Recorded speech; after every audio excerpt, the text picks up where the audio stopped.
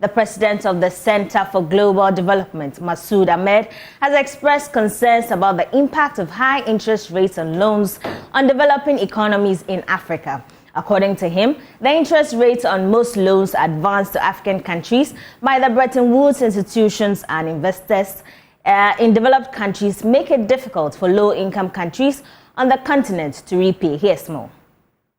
At the beginning of 2024, 9 African states are in debt distress. A further 15 are at high risks and 14 are at moderate risks. Zambia and Ghana defaulted on their debt, joined recently by Ethiopia. Meanwhile, the president of the Center for Global Development, Masood Ahmed, blames the Western financial institutions for their failures to caution African countries against the risks of taking up high-interest loans. It's always difficult to deal with excessive debt because when you restructure or write down debt, it's politically hard to do, technically complicated, and people take a long time getting there.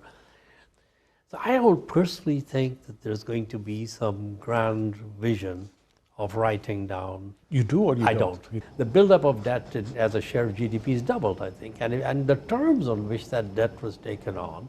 There are countries that were borrowing before COVID at 8-9%. And if you're borrowing at 8 or 9% commercial markets, it's going to be hard to be able to generate projects that are going to pay that off. So frankly, we need to take a little bit of the responsibility on the international community side as well, because we were not raising the alarm on those things quite as much at the time as we do now.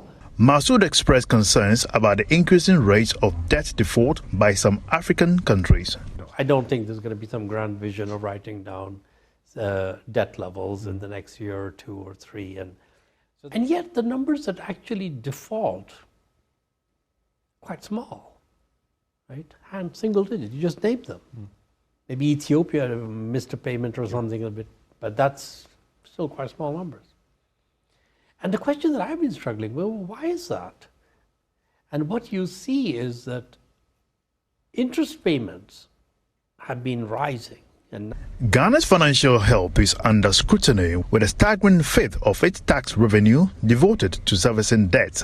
These instances are not anomalies, but rather stark representations of the debt dilemma many African nations confront.